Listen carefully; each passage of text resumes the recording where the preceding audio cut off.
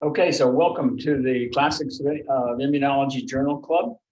Before we get started, I just want to remind you to go on the YouTube site and like this video if you liked it, and also click on the bell so that you get notified for more when they come. We usually post one on Monday morning at 8 o'clock, so if you have nothing else to do or on your way to work, you can access that. And then also access my website and check out all the things from social media and whatever. Particularly on the website are all the papers from the Classics of Immunology, so that you don't have to go hunting them through your computer. You've got them right there. So today we are embarking on a whole new series of papers, really. Well, a whole series of papers. We've gone through like 150 years of the history of immunology. And now we're in 1973. And we've looked at the fact that we're in sort of the era of cellular immunology that started in 1960, which allowed the investigators for the first time to start to see what was going on with the individual cells that were involved in the immune system. And we found out that we needed macrophages in order for lymphocytes to be able to proliferate on the one hand, and also for lymphocytes to be able to ultimately make antibodies. So these macrophages seemed to be important, and nobody really could understand what it was all about. And in the last few weeks, we found that macrophages could make soluble factors that seem to help the lymphocytes function, both to make antibodies on the one hand, and also for the T cells to proliferate. And now we have T cells in 1973. We have B cells, T cells, and macrophages. And how these three cells interacted to ultimately mount an immune response in vitro were the hot items of the day, essentially. And we're looking at a paper today that is really the first in the era, in my way of thinking, of sort of the modern scientific papers in immunology. And as I've said, the papers that we've reviewed in the past 100 years essentially have been either they don't really show you much data at all, or if they do talk about any data, they're in tables that are very difficult you have to really focus and concentrate on them to figure out whether or not what they're showing is really correct or not. And figures are sort of non-existent. So this is an example of one of the papers in the early 70s that actually used figures to illustrate their data and to make their conclusions. And so we'll go through those and see how they go. And the authors of this paper are Alan Rosenthal and Ethan Shevach. And the title of the paper is The Function of Macrophages in Antigen Recognition by Guinea Pig Lymphocytes. It was published in the Journal of Experimental Medicine in 1973. And just for a little bit of background into these two individuals, Alan Rosenthal was a young investigator in the Laboratory of Clinical Investigation in the Institute of Allergy and Infectious Diseases. And Ethan Shevach was also a young investigator. He's just out of his postdoc in 1973 in the Laboratory of Immunology. And these two guys got together. And the story with regard to Rosenthal was that he, for the last few years, had been really focused down on why you needed these macrophages for lymphocytes to function properly in these vitro reactions. And so he was really the senior person of these two individuals. And Ethan Shevach was just really essentially new into the lab. He completed his clinical training, gone to medical school, completed his clinical training, and he found himself at the NIH in sort of what people have called the golden era of the Vietnam War, when a lot of the young doctors realized that if they could get into the NIH, they would be then brought into the public health service as officers, and it would serve as their military service requirement. That was a good deal. And they didn't have to go to Da Nang and be shot at and so forth. So in that era, there were just a host of young people who ultimately became young investigators, who probably wouldn't have done so otherwise. They would have gone off into private practice and made a bajillion dollars, and and had 2 Cadillacs and belonged to the country club and had the good life. But they got seduced into this whole thing, and so Ethan Shevach was one of them. And he found himself in the laboratory of immunology, which had a history already associated with it, because the laboratory of immunology was a new laboratory in the National Institute of Allergy and Infectious Disease, and it was started, and they recruited to be the head of this new laboratory. The laboratory is like a department in the jargon of the NIH, and so it would be a whole new department. They recruited Baruch Benacerraf to come to the NIH from NYU, where he was a young investigator at that time. He was, he established himself by this time, and he brought with him a fellow by the name of Bill Paul, who had been a student postdoc of his, and Benacerraf, started his department and started recruiting people and so forth. And Bill Paul was one of them. But he hadn't been there for too long, just a couple of 3 years. And Harvard knocked on his door and wanted to recruit Benacerraf to come to the Dana-Farber Cancer Institute. And he sort of, he had just gotten to the NIH, and now so whatever, he went off to Benacerraf. Ultimately accepted the position at Harvard, and then they were looking for another new head of their new department of laboratory of immunology, and they looked at a couple of people, and a couple of people looked at them, and they were going to come, and then they decided not to, and so forth and so on. Ultimately, they defaulted on deciding to recruit internally, and lo and behold, Bill Paul, who was only 34, became the head of the department, the head of the lab in 1970. And one of the first persons he recruited was Ethan Shevach, who was one of the authors of this paper. And one of the first things that Bill Paul gave Shevach to do was to make anti-sera between 2 different inbred strains of guinea pigs. They had outbred guinea pigs that were called Hartley guinea pigs at the NIH, and they had a whole colony of these guinea pigs there at the time. They had 2 different histocompatibility strains. That means that you could not graft skin from one to the other. They would reject it. They were histo-incompatible. Otherwise, they were basically identical, except for their histocompatibility. So Ethan Shevach was charged with making anti-sera, so he immunized strain 2 guinea pigs with strain 13 cells, lymphocytes, and so forth, and vice versa, and came up with these anti-sera. And at that stage, then Alan Rosenthal evidently got together with Ethan Shevach, and they started on the series of experiments that we're going to talk about today.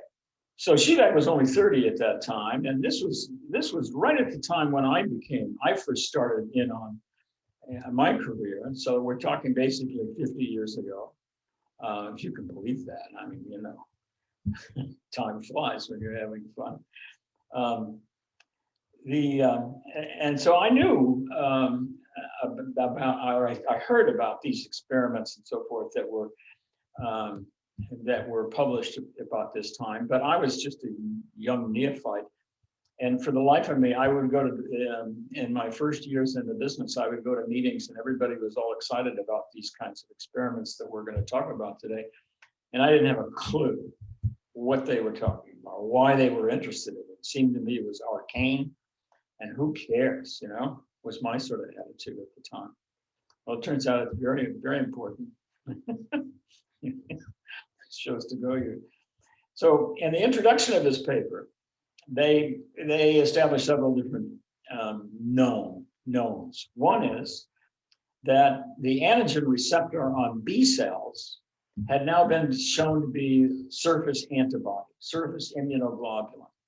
And if you added the antigen that would bind to that immunoglobulin, then the cells would be activated to proliferate, to differentiate into plasma cells, and to make more of exactly the same antibody that was on the cell surface. So that established a paradigm of how the immune system seems to recognize the outside world, essentially, by these surface receptors that coded for antibodies that would bind to the antigen. But at the same time, the second point that they make is that from the standpoint of the T cells, nobody had a clue about how T cells recognized antigen. And there were papers out suggesting that it was a different kind of an immunoglobulin molecule. They called it IgP, and so forth. But the data were not hard and fast. So it was still an open question about how T cells recognize antigen. The other thing that had been established, though, in the late 60s, early 70s, is that T cell activation by antigen would lead to proliferation, and that was an in vitro correlate of cellular immunity in vivo, and that the sine qua non for that was the cutaneous skin test, the delayed type hypersensitivity test. You put a little antigen underneath the skin and you wait a couple of days, you'll get an inflammatory reaction. And that is delayed type hypersensitivity. It's delayed because if it was mediated by antibody, particularly the allergic kind of antibody, it would be, you'd see the inflammation almost immediately. So in vitro, activation of lymphocytes in the test tube or in the culture plates and so forth, and you could activate them to proliferate if you took lymphocytes from a sensitized individual, somebody who had been vaccinated against that particular antigen or had been infected by the microbe that, and so forth. The other thing that had been established, and we went through some of the data, but not all of it, but there were several different groups that published data, is that macrophages would, if you gave them antigen to eat, macrophage means big eater, they would eat it up, and they would eat it up very rapidly within 30, 60 minutes. And then you could wash off the excess antigen. And the macrophages, then you could radiolabel the antigen and find out that after the macrophages took it up, they started to digest it and spit out the fragments, which would now appear into the culture supernova. So that was phagocytosis, and that was a whole process when sort of the raison d'etre of what macrophages were for, was to eat things and to eat stuff to get them out of the way. And the other thing that had been established was that antisera that reacted to the histocompatibility type antigens on the surface of lymphocytes and macrophages. If you raised antisera, remember I just told you about Ethan Shevach was making the antisera, it would block the activation of the lymphocyte proliferation. Now, and so that set the stage for the series of experiments that we're going to talk about. And incidentally, this is in the Journal of Experimental Medicine, and one of the things I liked about it, and we published a lot of papers there, was the fact that if they accepted your paper, they accepted it de novo. They didn't ask you to, change this and change that and reduce the introduction and all this other stuff that all the other journals would do. So you could just wax on, as much as you wanted, and they would print it. I thought that's remarkable. I like this. I don't like people changing things that I've spent a lot of time doing them. But as a consequence, the papers are much longer now. We're not talking about 1 or 2 pages like we've been reviewing. I mean, this is 15, 20 pages long. It took me a while to go back into it.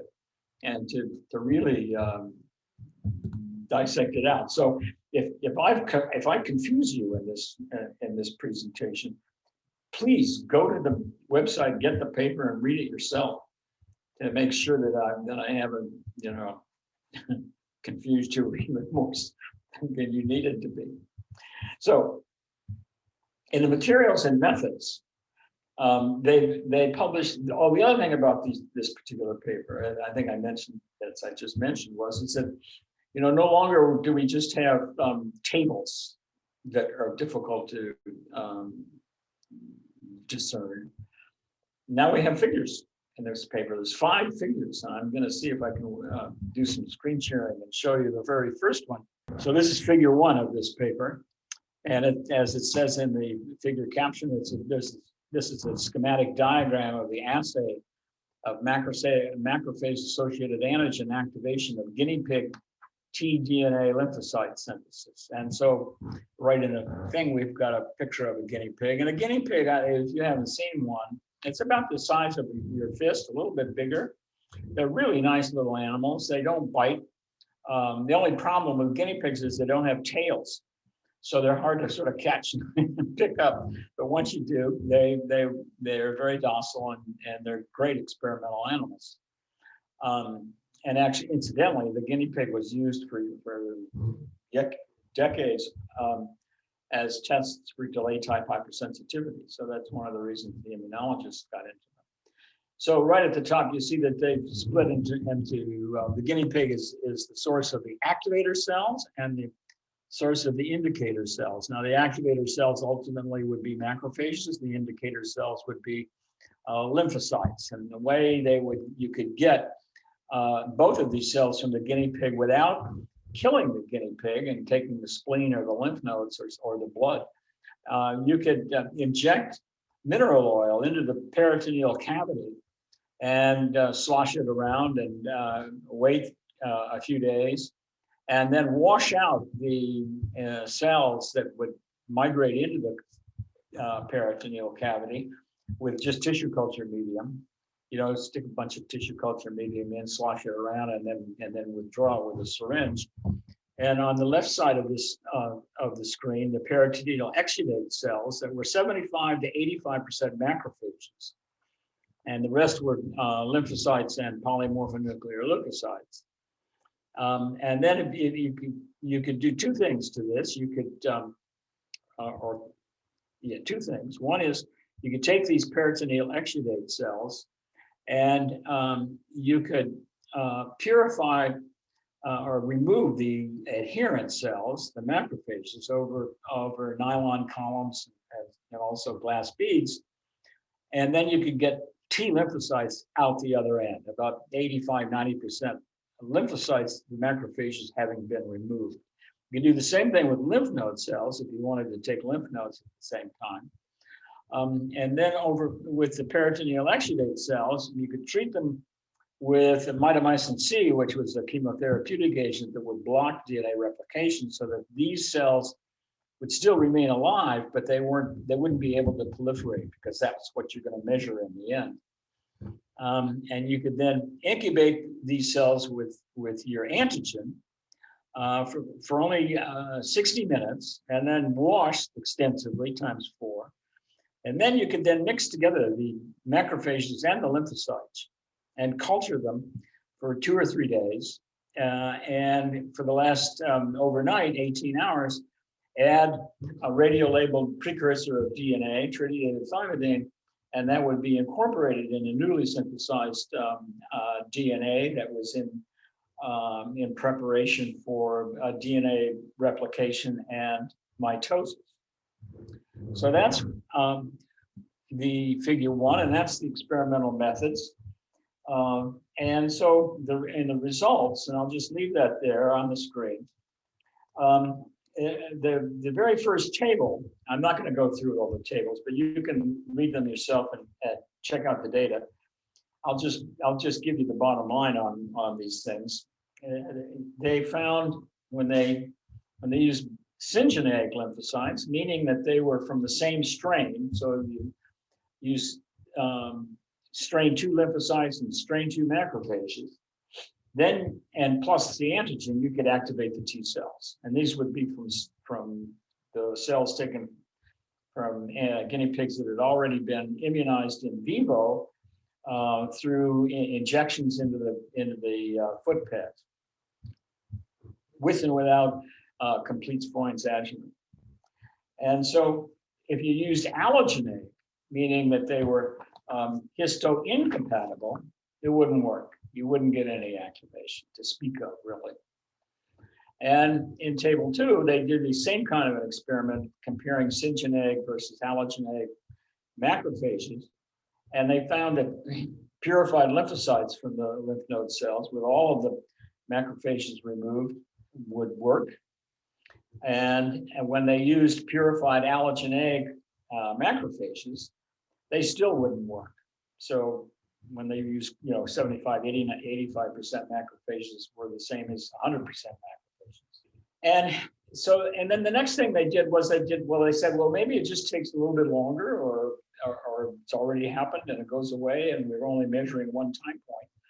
So in figure 2, they show you data that they got from 24 hours, 48 hours, and 72 hours. This is on the ordinated tribulated thymidine incorporation, and on the abscissa is time.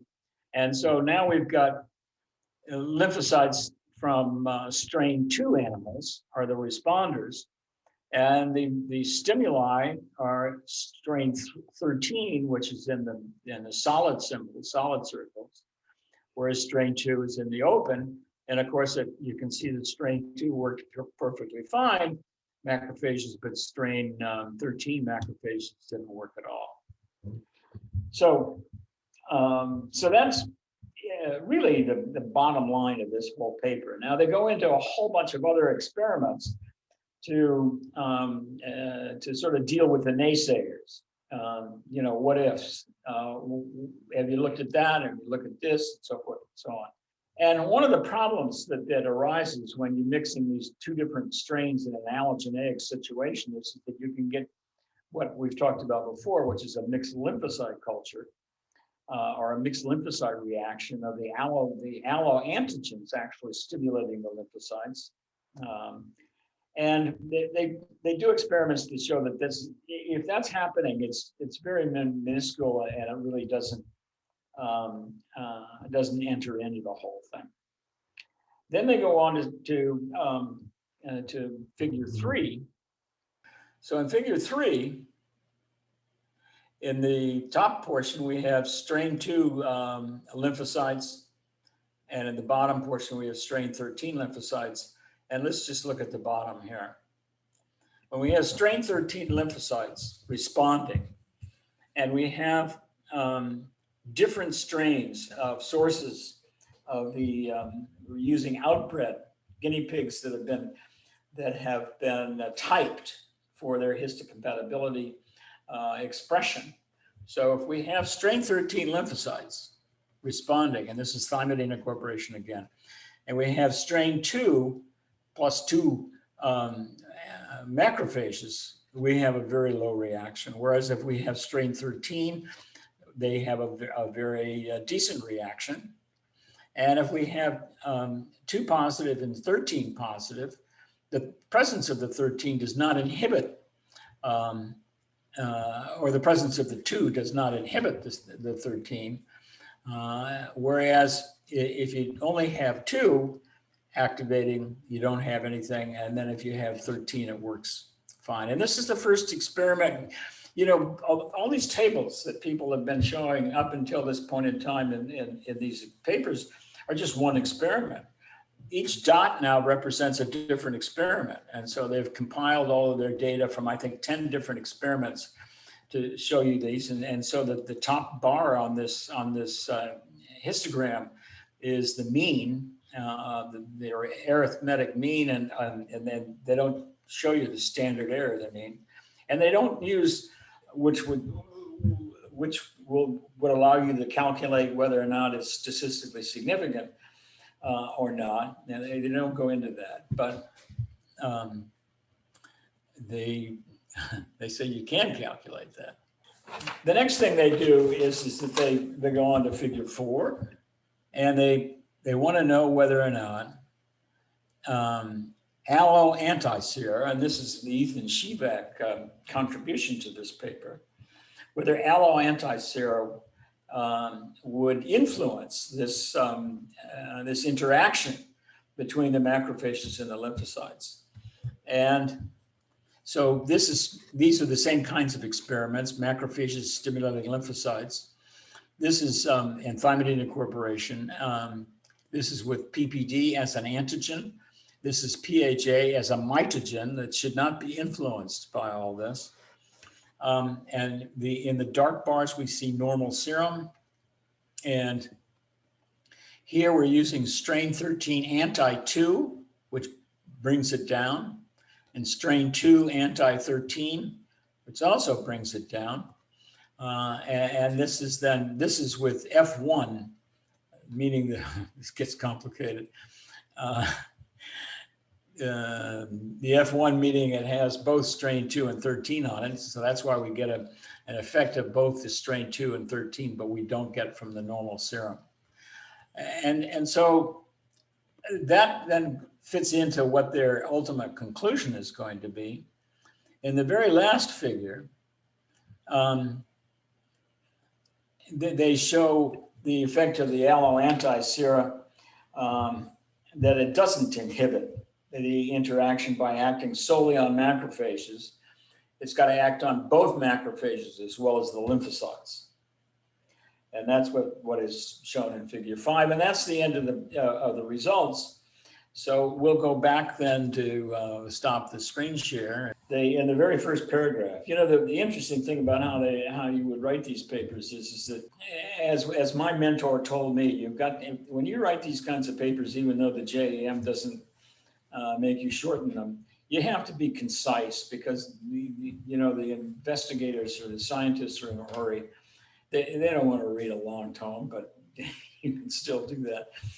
And so that in the introduction, you introduce what's known, what's not known, what needs to be found out about, and in the materials and methods, you give them the idea about how you go about it, and the results, you tell them what the results were. Well, now in the first paragraph of the discussion, you tell them exactly all those things again. So you tell them once, you tell them twice, you tell them 3 times essentially, and most people need it 3 times before they get it.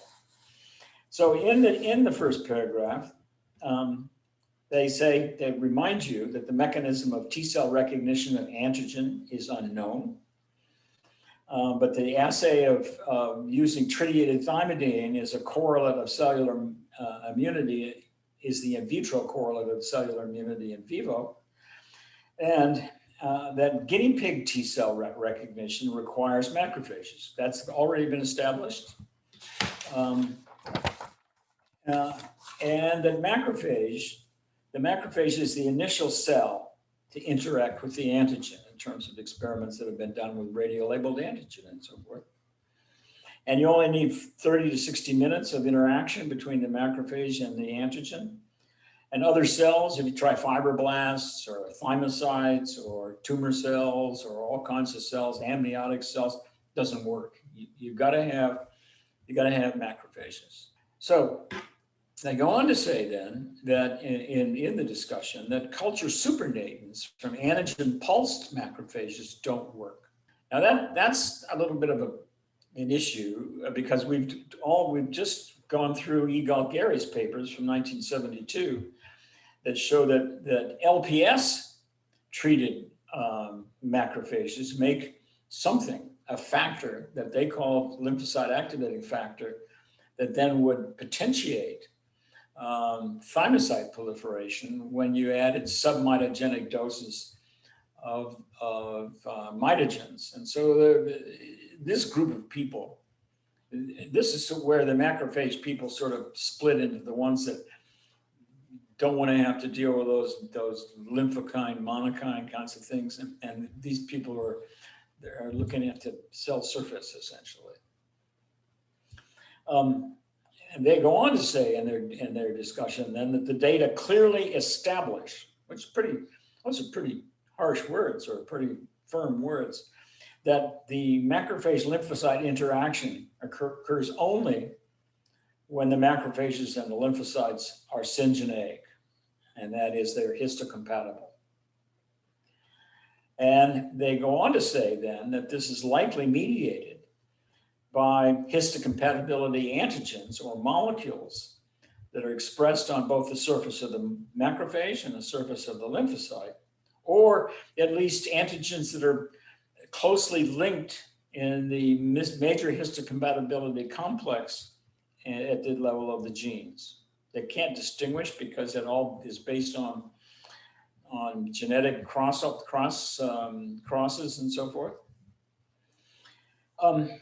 They go on to say then, well, so this is wonderful. This is guinea pigs, right? And but they say, you know, other species have already been shown that this is the case. And in man, and they reference a paper from 1968, where there's a few experiments, but it hasn't in the last 5 years, it hadn't been really followed up to any great extent in man. But when they did the same kinds of experiments, they tried to activate antigen-induced lymphocyte proliferation, T cell proliferation, with either autologous monocytes or monocytes from a different individual, histo-incompatible.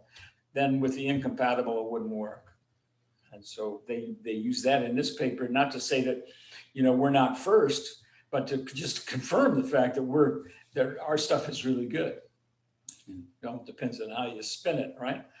And also they say that in the mouse, in a different assay, which is the Michel-Dutton system of the in vitro generation of antibody forming cells, that you need histocompatibility in that instance. And this is interesting, and we'll get into it.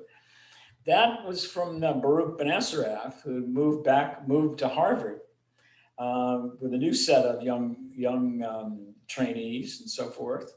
And he published a paper also in the Journal of Experimental Medicine and also in 1973. But I wanted to focus down on T cell proliferation as an in vitro correlate of cell-mediated immunity in this particular instance, because there's other papers that we're going to have to get to. But they go on to say that even though we've got those things, so it looks like there's a gestalt going on and we're establishing some sort of a paradigm, we need more data. It's like the Cookie Monster, you know, more data. It's the kind of thing. And they finally end up their paper with the conclusion statement of the activation of proliferation of antigen-pulsed macrophages depends on surface structures that are products of the MHC or coded for by genes close to the MHC, major histocompatibility complex. So that's it. That's the paper for this week. The paper for next week is going to be the follow-up paper that is, let's see if I've got it here. Wait a second. Yeah, here it is. The function of macrophages in antigen recognition by guinea pig T lymphocytes, number 2. The role of the macrophage in the regulation of genetic control of the immune response. And so this paper is even more involved and longer. So I felt that in order to really do them justice, we better treat them separately. So even though they go together, and they were published back to back in the JEM in the same issue. So that wraps it up, and don't forget to like the video, click on the bell, check out the other things, read the papers, and I will try to, I tweet about the Journal Club to tell everybody what's going on. And so I will try to let you know which papers we're going to be talking about on Monday a week ahead of time, so that you have time to, or at least a weekend ahead of time, you can have time to read them. All right, thanks so much. It's been great.